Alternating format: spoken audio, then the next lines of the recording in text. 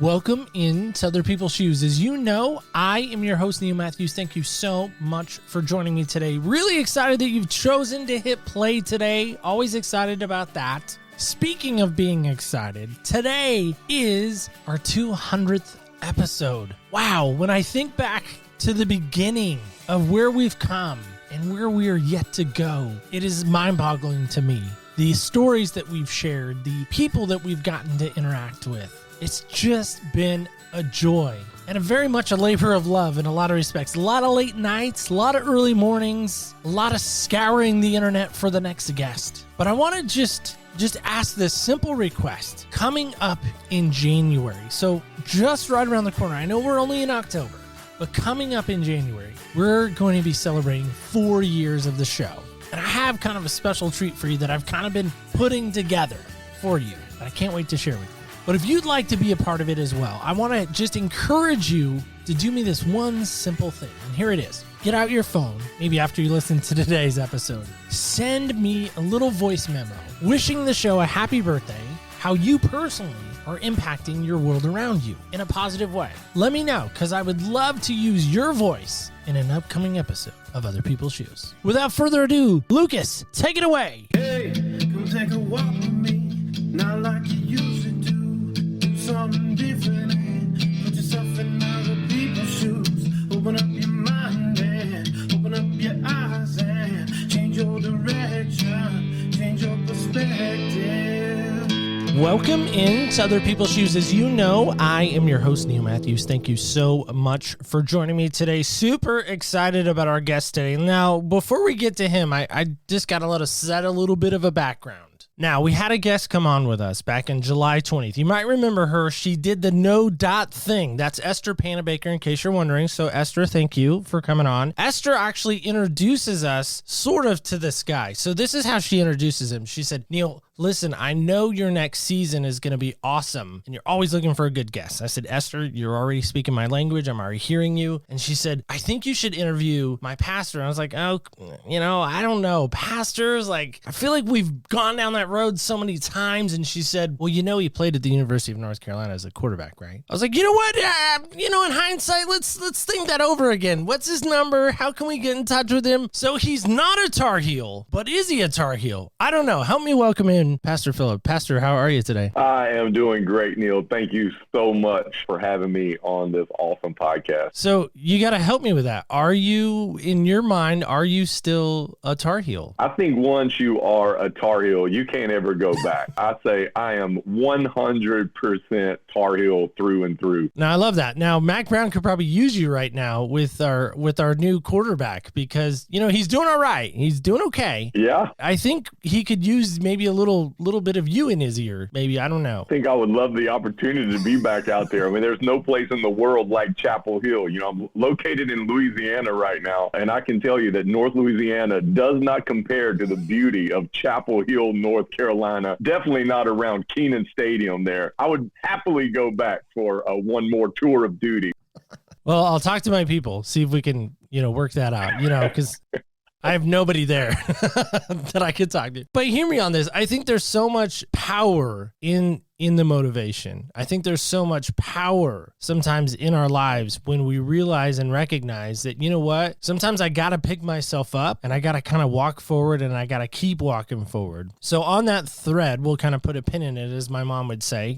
A lot of times when I'd be talking, just put a pin in it right now. We're done talking. But I want to hear about you. I want to know about you. So if we were going to ask you this question, I know it seems bizarre perhaps to some, what style of shoes do you like to wear? And then what size are we in today, if you don't mind sharing those things? I'm a Nike guy. So I'm Nike 11 and a half, pretty much what I stick to. I try to stay in tennis shoes as much as possible. So stay out of the dress shoes, stay in the tennis shoes. Now, is there a certain style of Nike? Are we talking about the runners? Are we talking about some hoop shoes? What are we talking about? Yeah, more of the runners, man. More of the runners, maybe a little bit of the kind of the lifestyle, but I enjoy a little bit more of the runner. Now, are you a runner at heart, or is that just not in your wheelhouse or background in any way? Yeah, you know what? I try to get in the gym 4 or 5 times a week and do a little bit. So I'm not going to say that I'm a runner, because I have some friends like running marathons and stuff, and they would be completely insulted by me referring to myself as a runner. However, I do try to run a little bit. I don't want to put you on the spot too much, but there's a lot of verses in that book that you love so much that talk about running that race, finishing the race, completing the task. So you should tell them, like, listen, I'm just doing what the good book says. I'm a runner. That's exactly right. Yeah, you got to run, and you can't get weary in well doing. I'm trying to run a good race, and I can't get weary trying to do it. So, and I got to have the right shoes on to do that. So that's what I'm trying for. That's exactly right. So Phillip, if we were going to get into your story and we were going to get into kind of the depths and the essence of who you are, I'm really curious about this, because for a lot of folks, when I put it out on social media, which is always scary, I know you're big on social media too. Sometimes, it's good not to read the comments. Sometimes it is good to read the comments, it just depends. But if we're going to talk about this walk away moment, do you have such a moment? And if so, what was that like? And why did you end up having to walk away from it? One of the biggest walk away moments of my life was having grown up as an athlete. I mean, I started playing golf with my dad when I was 3 years old. He would take me out, got me a set of cut down clubs. I would play right alongside with him, 3, 4 years old. And then, you get 6, 7, you start, playing baseball and flag football and basketball. And I started playing all the sport at a young age. And that was such a massive part of my life on into high school. And, was a all-state football, all-state in baseball, had opportunities to play,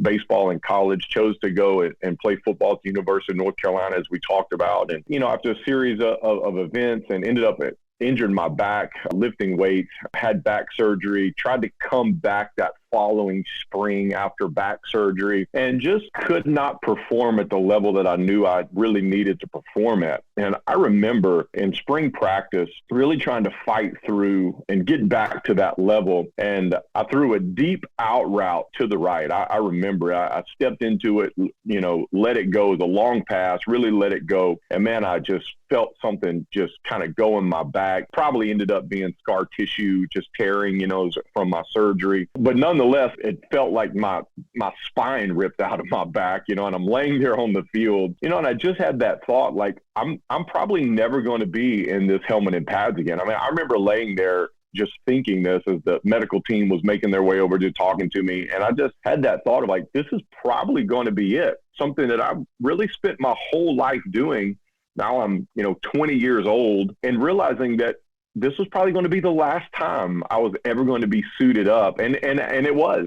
That's what it proved to be. And walking away from organized athletics, now being 44, there's a lot of time that's passed. But whenever you go back to being 20, that was the entirety of my life. Like, I could not remember my life without organized athletics. Having to walk away from something that had been such a massive part of my life, and wondering, what is the future going to look like for me now without having this practice? Because it's a yearly commitment. It's not just like it's not just a format. It's a yearly commitment to play at that high level. Now, what is my life going to look like? What am I going to spend my time doing? What is my future going to look like without this in it? That was really, really a big moment for me. So how did it affect your identity in that? Well, for me, I was really fortunate that as a teenager, I really found my identity in Jesus Christ. I'm obviously a person of faith, and that relationship with Christ started, really when I was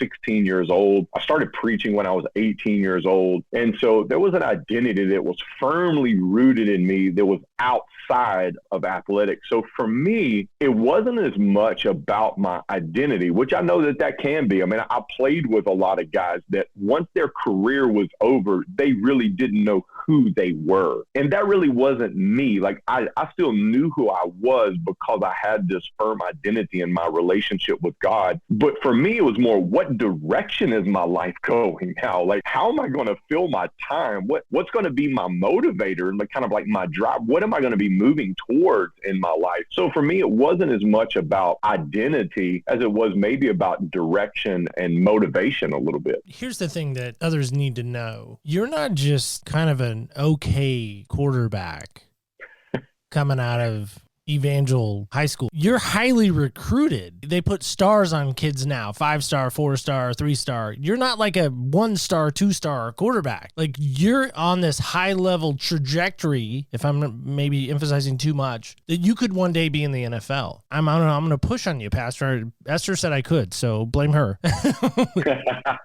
Can't help but push on that a little bit and say your identity wasn't affected in any way? Yeah, that's a great question, and I really appreciate you pushing on that, because it really is a big part of my story, and that what I'm saying really is true, that the identity was not impacted. Yeah, as you said, in high school, I did have a lot of success, multiple time state champion. I broke a couple national passing records for high school football. So I did have a lot of success, and at the time that I signed with North Carolina, I mean, we were a top 10 recruiting class that year. They had finished number 9 in the country the year before, 10-2. My freshman year, we ended up 11-1, finished number 4 in the country. So, I mean, it was a top 10 program at that time that I committed to go to and play there. But for me, on the identity side, my favorite verse in the Bible, Romans 8:28, that says, God causes all things to work together for the good of those that love him and are called according to his purpose. And I knew that I loved God, and I knew that I was called according to his purpose. With that, I had the assurance that no matter what happened in my life, good, bad, or ugly, that God had the ability to cause it to work together for my good. And that promise is what my identity rested in. So whenever I knew that my playing career was coming to an end, it didn't shake my identity, because my identity was in my faith and in that promise that God had given to me and to all of those that follow him. And so because of that, I was a little uncertain about the direction and what was next, and I didn't know what it would look like. But I never doubted, and wondered, what's going to happen to me as a person, because my identity was so rooted in the person of Christ and the promises of Christ. And because of that, it just created such a firm foundation for me walking through that was difficult. I'm not saying it wasn't difficult. I'm not saying it wasn't hard. I mean, when something that you've worked so hard for comes to an end, let's don't make light of that. It was a very difficult thing to walk through, because there were aspirations to play at a high level, to have success at the college level, to possibly have a chance to go and play in the NFL. So it's not that it wasn't hard. It's just that I knew I could make it through because of the promises that God has given us. I had to look up that roster to make sure I was right on some names. 97's been a minute. Chris Keldorf, I remember watching him, and what an amazing quarterback he was, senior quarterback on that team. And then on the defensive side, I always respected this guy, Dre Bly. I think he was a good shutdown corner. I like him to Dion in some respects, maybe not to that level, but kind of close. Went on to have a nice career with the Rams. And now he's back. I think he's doing some defensive stuff on there. He is. For me, and I think others would maybe echo this, but I think so many times we hear about an athlete who loses that edge or loses that ability to play, and we think, okay, awesome, they were going to be awesome, and now they're not. And it does wreck them. I mean, we hear about that. I mean, I interviewed a guy named Todd Marinovich who played for the Raiders in SC. Yeah. When he lost it, he was grateful, but he still kind of misses it in some respects. But for you, do you ever think, and again, I know you could play the what if game all day long, but do you ever think that God, in his hindsight, his sovereignty, knew that he had something better for you? I want to pause there, so think on that. And then on the second hand, I'm sure this was not true of you. Was football ever an idol for you? Or being an athlete, was that ever an idol in your life that you had to maybe wrestle with? No, that's a great question. Football was never an idol for me. Football was something that I loved and something that I used to create a platform for me for influence. That was the way that I saw the game of football. I loved it, and I was going to use it for the gospel. I was going to use it for influence, whether that's with teammates there in the locker room, if that was with younger kids, listening because, oh wow, this guy, plays college football, and having their attention and their respect, using that for the kingdom. So it never was an idol for me. The interesting thing that I discovered when my playing career ended, what happened is I started coaching. So I just kind of moved into, for my last year, like I was considered like a student coach. So I just helped coach the quarterback. I started doing the signals on the sideline. It was kind of my entry into this world of college coaching, which I ended up spending 2 years in and really loved before I came back home and started coaching back at my alma mater, Evangel Christian Academy. So for me, the thing that's not normal, I would say, for most athletes go into coaching because they loved playing so much and they just want to stay around their memories of themselves playing. It's a dime a dozen. You go to a coaching convention and those coaches are talking about what they used to do on the field. And they're talking about all the things that they used to accomplish. And it's like they're coaching just to try to hang on to this former life and this former glory. And they would rather be doing that than, working at Enterprise Rent-A-Car or whatever it is, right? It just keeps them closer to who they used to be, which is that identity thing that we're talking about. But for me, what I found was completely the opposite. The joy and fulfillment that I got out of coaching far exceeded any joy and fulfillment that I ever got out of playing. Me coaching a quarterback, watching them execute what we worked on all week long and throw a touchdown pass in a football game, the feeling that I get out of that is 10x any feeling that I ever had throwing a touchdown pass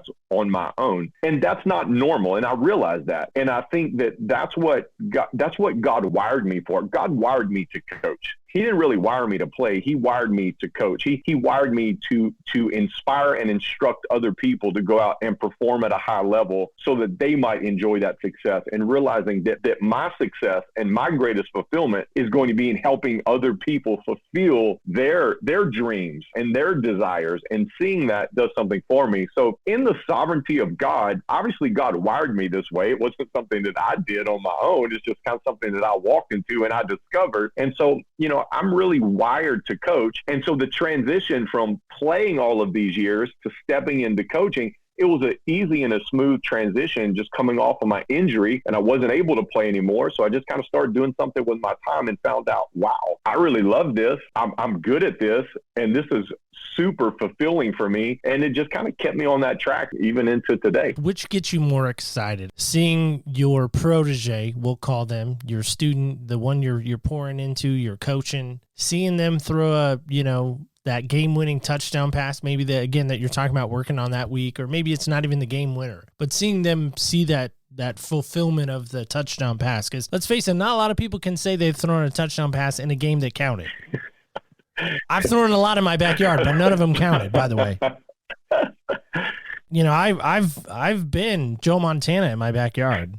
I'm better than he is, I'll tell you. Or seeing somebody learn and hear about the redemptive power of Jesus, and then their life has changed and they make a decision for Jesus. But which gets you more excited? Yeah, well, I think obviously seeing people take a step in their faith journey, realizing that that's going to impact every area of their life. Helping a quarterback throw a touchdown pass, that's going to help them on the field, but it's not going to really help them in any other area necessarily, Seeing somebody take a step of faith, realizing that decision that they make, that choice, man, it's going to influence their relationships. It's going to influence their profession. It's going to influence everything that they do. So for me, whenever you're looking at the full scope of impact, oh man, there's nothing compared to seeing people take and move towards God, simply because I know what it's going to do in every area of their life. To say that I also don't love helping people throw touchdown passes, I'd be lying, because I love watching people throw touchdown passes and win games and win championships. So I love both, but there's nothing like seeing people take a step towards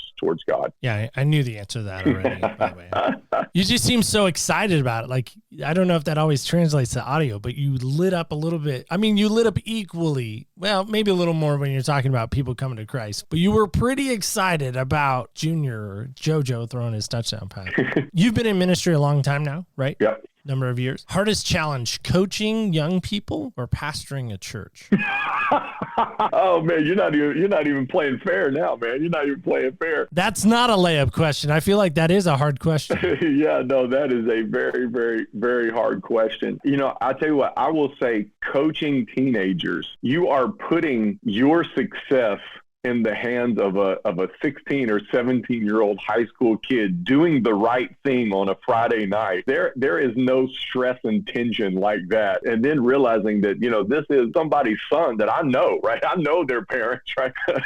And mixing all of that in there as well, that is definitely challenging. I've been really grateful to pastor an awesome church, an awesome community, an awesome group of people. Not to say that there, obviously are challenges and issues. Coaching teenagers at a very high level, getting them to perform at, a state championship level, knowing what that takes, knowing what that demands, and having to inspire them, motivate them, keep them focused for the length of time that requires. Just so much goes into that. It's not just like teaching them plays. It's not just, you have to start at the very basic level of a spirit of excellence and resilience. You have to start at that level of character and integrity. You have to start at those levels, because you can't rise to a performance on the field if you are not the person you need to be when you walk onto that field. And so like you can be talent, but like John Maxwell's book, right? Talent is never enough. You can be super talented, but the most talented team doesn't win the championship. It's the team that walks onto the field that's most prepared, not just to catch the ball and throw the ball and make the block and make the tackle, but it's the team that goes on prepared on the inside, knowing how to overcome adversity, knowing how to deal with disappointment, knowing what it's going to take out of them when it comes to character and integrity throughout the year, loving your teammate, all of the things that have to go into it. Man, that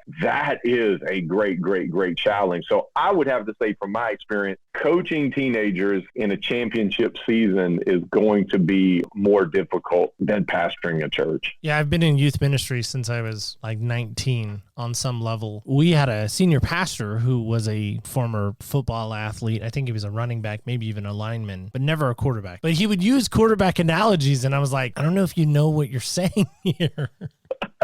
So anyway, I just always think that's funny. But for you, again, going back to this, you were actively coaching and pastoring at the same time. Is there any pushback from your church saying, like, listen, we need your attention over here in the steeple, so to speak, not in the stadium? Yeah, I did that for a number of years. I coached and pastored. And matter of fact, I coached football up until 2016. That was my last season to coach, and coached multiple state championship teams in that time period. So that just means you play longer. That's all that means. When you coach a championship team, that means you're playing into December. So your season is lasting from the first week of August when you start camp until into December. So it's a good 5-month run of intense focus. So we are performing at a high level on the field. And I think, whenever you have a great team, which is what we have, in our church, and we have a great team of people, a great staff, and whenever people know that they're loved, they're seen, they're cared for, they're taken care of, and quality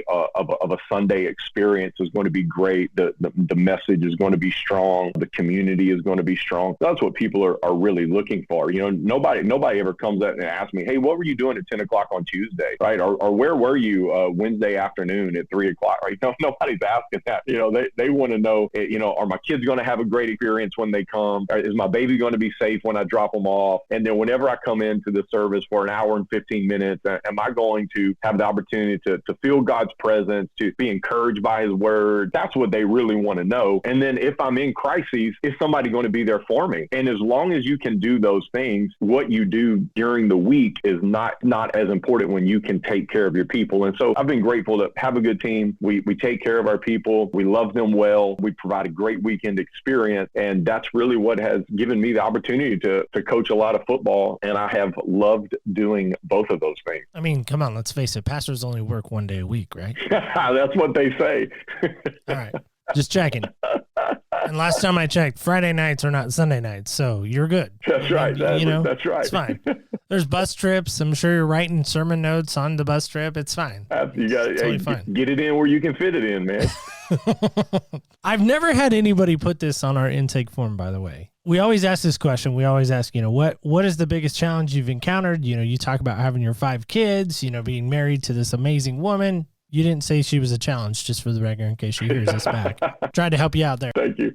But you did put weaknesses. Nobody's put that. And you put empathy and sympathy. Why? Yeah, well, I think it's important for people to know that, because what can happen is people can see you and go, oh, wow, man, college athlete. Oh, wow. Oh, now you're preacher, pastor. Oh, wow, you're doing all these other things. And then, oh, wow, okay. And they can start thinking it's unattainable. Like you must have everything together. And I can tell you, if you talk to the people closest to me, they can talk to you about my flaws. And that's really it. It's been the challenge for me, because that's kind of what that question was asking. What is my challenge? That is my weakness. Having empathy and sympathy is what I've had to work the most on. I don't know where that comes from. My parents were both really tough. My parents were both really high achievers. My parents finished number 1 and 2 in their college graduating class. So that, they were really going for it. So my parents were both very high achievers. We worked very hard. And I think in athletics, that just kind of carried over, a very, very tough, very driven type of world. And so I don't know, and probably it fits into just personality, right? Just a little bit how I was wired too. And then kind of being reinforced by my parenting, reinforced by my sports experience as well. Having empathy and sympathy is really something that I've really had to work hard on. I'm the person that I'm wired to say, no matter what happens, okay, whatever, that's over. Suck it up. Let's move on. I'm not saying it wasn't bad, but why are we going to sit here and talk about it? Why are we going to cry over that? Let's get up and move on. Because my mentality, right, is the next play, right? It doesn't matter. Okay, you fumbled the ball. Who cares? We got to run the next play. You threw an interception. It doesn't matter. We got to get back out there and run the next play. And that's how my mentality is really wired for myself. But what I've discovered is that's not everybody's mentality and not everybody's experience. And so therefore, my lack of empathy sometimes and my lack of sympathy for their pain, for their disappointment, for what they're going through has really hindered me. And so years ago, I just kind of really came into this man, this is what I really need to work on. My wife used to tell me, she goes, you have this chip missing in your computer. It's just missing, this sympathy, empathy, it's missing. You just need to be aware of that. And really that has helped me tremendously, because my awareness of my lack of that really helped me create that in situations. And now, being a father of 5, I realize, oh man, there are moments where I just need to have empathy and sympathy. It's not a get up, dust yourself off, move forward. I mean, there are those moments, but there need to be moments of empathy and sympathy and just sitting in that discomfort and that disappointment and just letting people have that moment to grieve that loss or to have sorrow over the thing that didn't work out the way that they thought. Man, it's really helped me. So it's helping me be a better parent. It's helping me be a better pastor. It's really helping me be a better person. If I'm going to lean towards a weakness field, that's going to be it. That's what I constantly have to remind myself of. And I'm always working to be more empathetic and sympathetic. Harder to be empathetic or read a defense? Oh, much harder to be empathetic. Reading a defense in real time on film doesn't matter. Way easier than having an ounce of empathy, much less a spoonful of it. Yeah, I got to go with empathy on that one. I heard somebody say once, you can't teach somebody to have empathy. You can't teach somebody to be sympathetic or empathetic. Yeah. You can't teach that. Either you have it or you don't. What would you say to that? I don't know that you can teach somebody how to do it, but I think when there is a desire for it, it can be learned. I couldn't teach you how to be empathetic. If you had a desire to become more empathetic, I could show you how that would be possible if you really want to learn how to do it. So I think it can be learned. Now, there are people who are wired for it, and my wife would be one of those. It's a natural thing for her. And I think this podcast is great, right? In other people's shoes. And the reason I really put that in there is because my wife is so good at putting herself in other people's shoes because she is so sympathetic and empathetic. The challenge for me to get in other people's shoes is my sympathy and empathy. And so if I'm going to get in their shoes, I have got to have a level of empathy and sympathy to be able to do that. But I wanted to learn that. So once I became aware that this was really missing and this was something that I needed, I have worked so hard to create the skill because it's not going to be natural for me. It's never going to become natural. I can pray all that I want to pray. I can fast all that I want to fast. I can do whatever, but it's never going to be natural for me. It can be learned. It can be a skill that I develop. and it's a skill that I want to develop and I've worked to develop. I would say that I am living proof that, okay, maybe you can't teach somebody, but if somebody wants to learn, then it can be a learned skill that you can implement in your life. I think it all starts with the desire. And I think once the desire is birthed, I think a lot of things can definitely take place in that. I love that. So you've had a fair amount of coaches, I'm guessing, not only in the spiritual realm, we'll say, as far as church leadership, you mentored under them. A head coach, which I was really mad that we rehired again, by the way, Mac Brown, still not a fan of. I liked Fedora. He was good, Larry Fedora, but apparently not that good because we got rid of him, we being Carolina. Now, if we could somehow get Hubert Davis to learn how to coach football, we might be a little bit better because he turned our heels quite on their heels. He did a good job. Year, which I was very sad to see Roy retire. And then when I heard Hubert was coming up, I was like, okay, all right. Phew. Yeah. We're in good hands. We're like Allstate. Yeah. We're in good hands with Hubert Davis. But in the coaching realm, what's one coach or maybe a philosophy, maybe a lesson? What's one lesson? I'm sure there have been many, but what, if we can narrow it down to maybe one or a few, that a coach really poured into you and now you use not only in your life, but you also pass along to others? Yeah. I think off of the field, one of my coaches, just kind of one of my life coaches, said something to me years ago. I had just come back home to coach and to pastor, and I was in my early 20s, and he said, do something today that your future self will thank you for. And it really created a mentality in me of realizing, oh, okay, so like what I want in my future depends upon what I do today. And the decisions I do today, I don't want to look back in my future and have regrets over. I want to say thank you. Thank you for making that right decision. Thank you for doing that thing. And so that was just a great piece of life advice that has really, really carried with me. On the football field, the thing that I would say that I really walked away from is this idea that hard work really does pay off. That when you work hard, there is a tremendous payoff. Now, that does not mean that you're going to win every game. The hard work doesn't mean that you're going to get all of the accolades or, whatever it is. But the hard work pays off. And I say that because I put in a lot of hard work over a long career that didn't pay off in terms of an NFL contract or didn't pay off in terms of even having a lot of success at the college level because of my injury. But that hard work paid off. That hard work has given me a mindset and a mentality that has allowed me to step into my next world and have a lot of success. That hard work paid off because it taught me lessons. It built a foundation in me. It taught me things. It taught me this resilience. It taught me this work ethic. It taught me about paying the price. It taught me about these things. And these things have allowed me to have success after that. And so whenever, those coaches were saying hard work pays off, it doesn't just pay off in that season. It pays off forever. It doesn't just pay off in your athletic career. It pays off beyond that. I really believe that principle has really helped propel me, not just on the field, but off the field. Do you ever look at what happened to you and ever say, man, what could have been? You ever played that game, or do you not allow yourself to do that? I really don't allow myself to do that. I haven't had this conversation in so long, and I was with a pastor friend of mine who also played college football, and he was just asking this question. He was like, how? He's like, I've never heard you talk about this. He goes, after all we've been around, I've never heard you talk about your past. I've never heard you talk about what could. He said, all the time we spent, I've never heard this from you. Honestly, because I never think about that. Once that was over, it was like that chapter was great. Man, I'm so incredibly grateful for the memories that I had, for accomplishments that are there. I'm so grateful for all of those things. But when that was over, it's like, okay, the next chapter started, and I've loved the next chapter more than I loved the last chapter. And with every chapter that closes, I coached football for a majority of these years, 2002 until 2016. The majority of those years, I was gone a couple years. My wife was in law school. We lived overseas a little bit. But the majority of those 15 years, I was coaching ball and won 6 or 7 championships in those years. And that was a fun, awesome time. But then that chapter closed in 2016. And I started a new chapter in terms of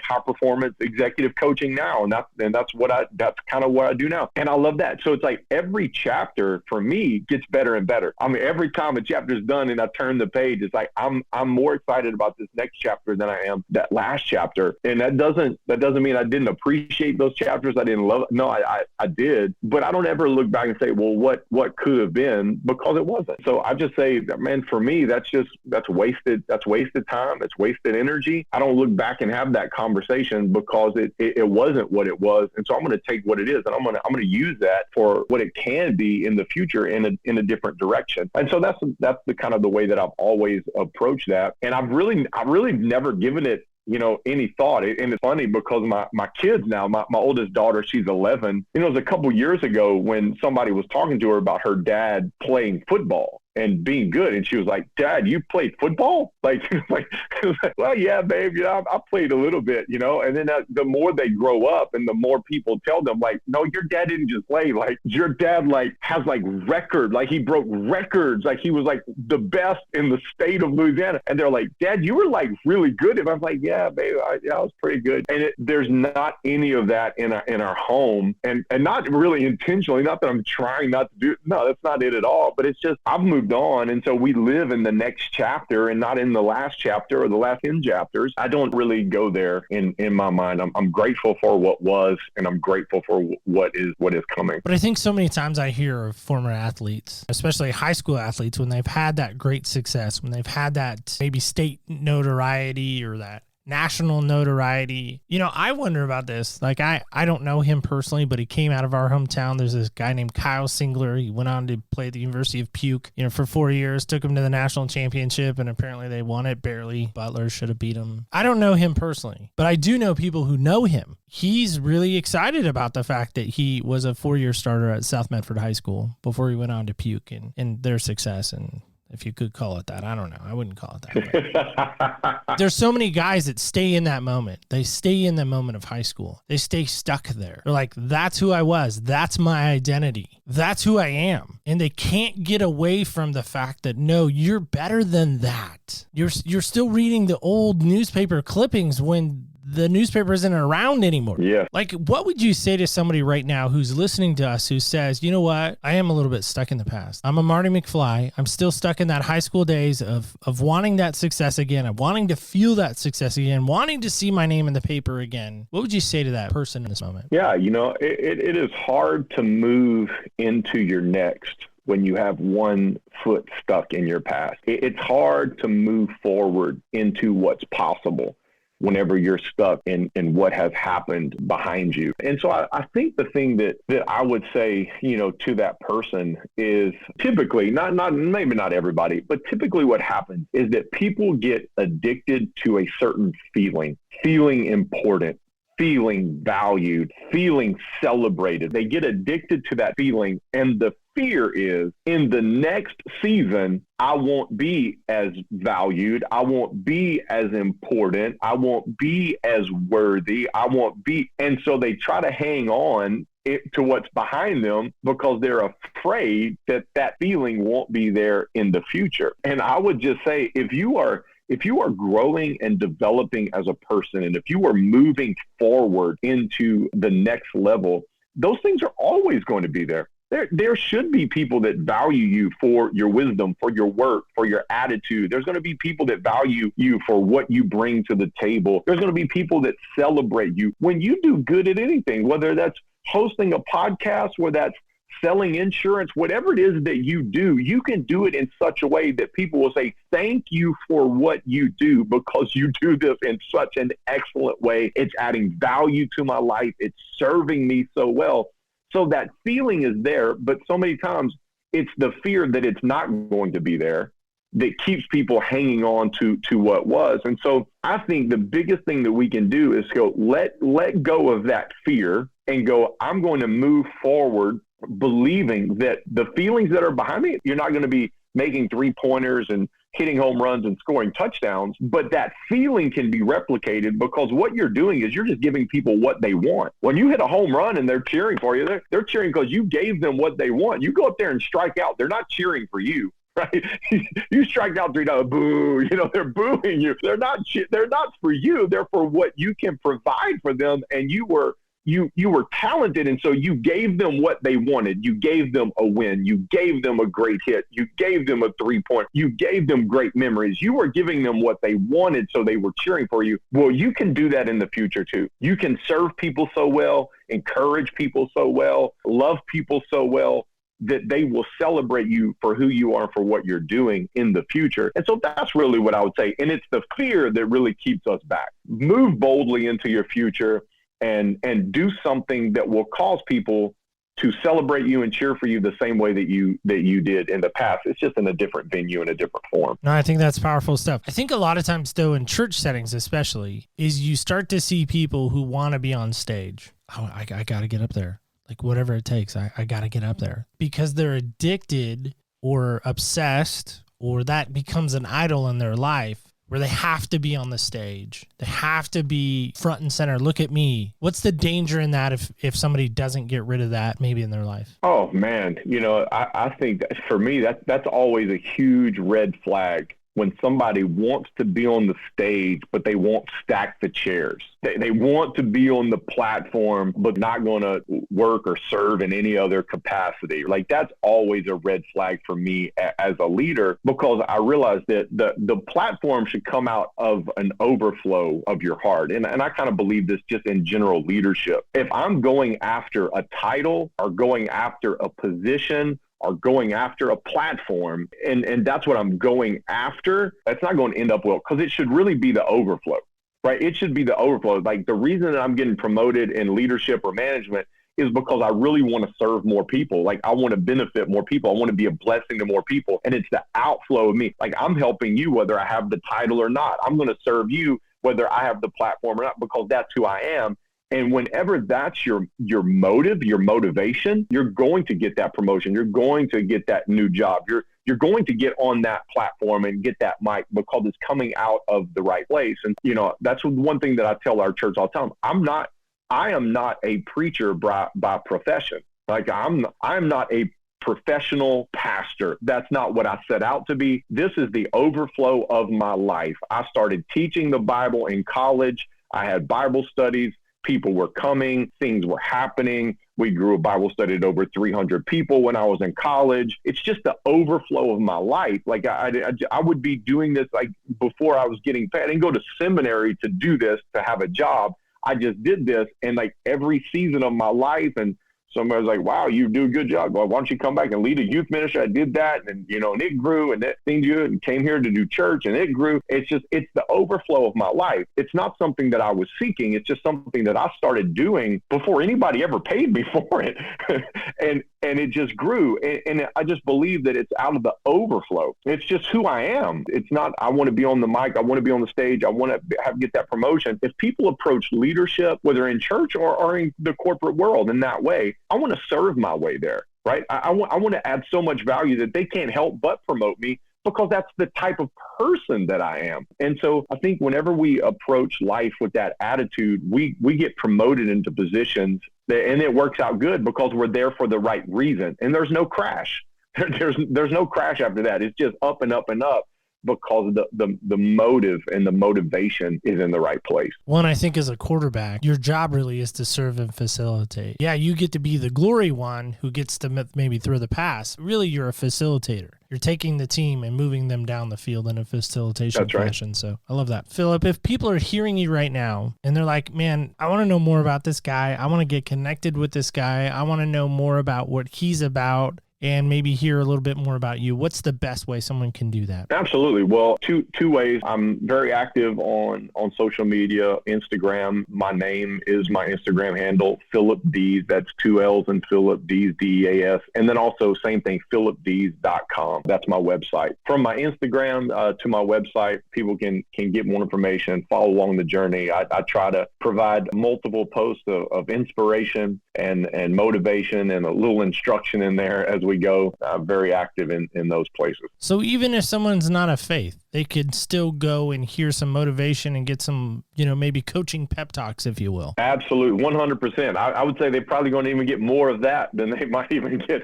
of faith. If they want faith, they can listen to our church podcast. But during the week, I really want to supply motivation and inspiration. And the reason I do that, for me, everything is spiritual, obviously. I mean, everything is spiritual. I believe all truth is God's truth. And that's how it all comes back for me. But what I try to do is put some things out there for people where they can show their coworkers, where they can share it with their family who aren't people of faith, and it can add value. And so that's why, I really try to make my social media accessible and encouraging and inspiring for everyone, and make that even an open door, creating an open door of getting people to watch that, be encouraged by that. And maybe it even creates an open door for, if they live here in Louisiana, maybe they will come to church one day or just follow along, because every now and then I will sprinkle a little faith in there as well. But the majority of stuff that I do, it really is for everybody. And so, and I try to keep it that way. That's awesome. I heard there might be a new book on the horizon too. Did I hear that right? That is true.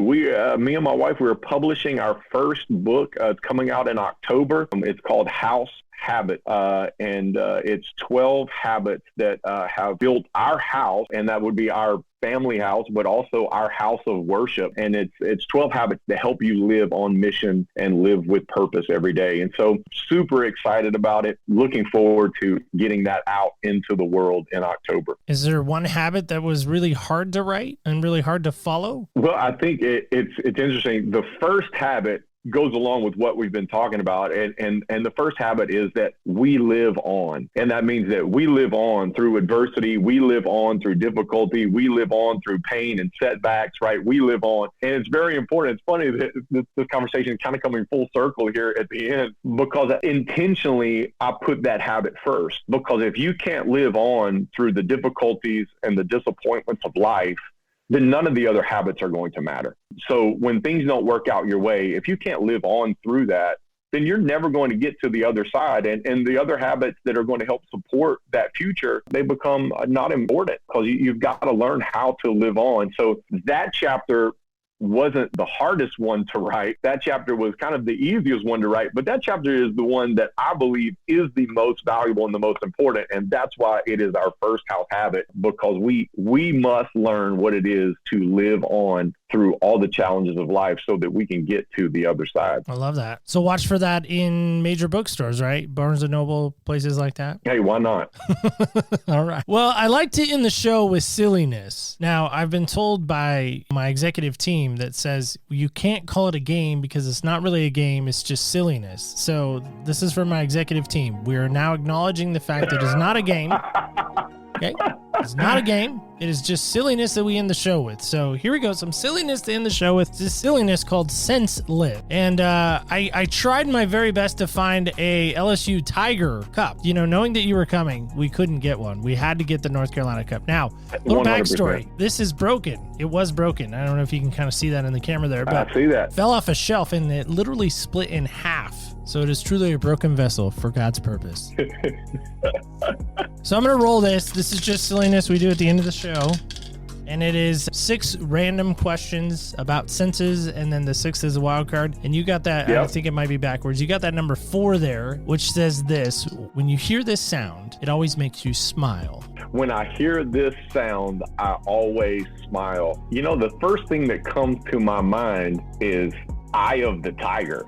Like, it's funny that you said just they couldn't get an LSU Cup, and I'm certainly not a huge LSU fan, but I have to say, whenever I hear Eye of the Tiger, I mean, it's like time to get locked in, focus in, a grin's going to come across my face, and it's go time, man. When you hear that, it's like, it's time to get ready, it's time to compete, it's time to win.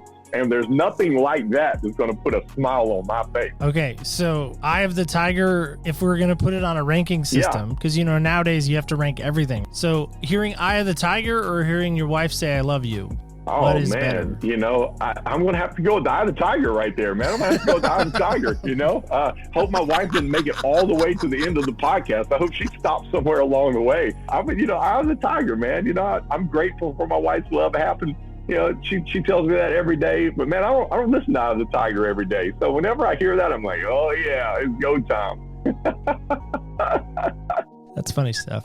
That is absolutely funny stuff. Just want to say thank you so much for coming on. I know you got a lot of things that you're juggling schedule-wise, and I appreciate you just giving us a few moments today. I really appreciate that, man. Absolutely. Thank you. Been an honor. All right, guys and gals, kids and campers alike, that is it. That is all. That is our show today. Now, here's the question I have for you. Now, some of you are not sports fans. I know my executive team, most of you are not sports fans. But I hope we can see the value in what he said, and you might have missed it, so I'm going to recap it for you right here. The next play. What is that next play for you? Now, some of you like to play card games. Some of you like to play pickleball. I do. I've started to. Hurt myself playing pickleball. Another story on that. But I'm serious. Like, what is the next play for you? Do you want to look at what you've done and say, okay, made a mistake. Now it's time to walk up, time to start again, time to have that eye of the tiger kind of attitude and go again. Because when I first started this season, a lot of people were like, whoa, walk away. That seems real negative. Like you're leaving something. Well, yeah, sometimes you are. You have to leave the previous play to start the new play. So today I want to ask you this question before we get out of here.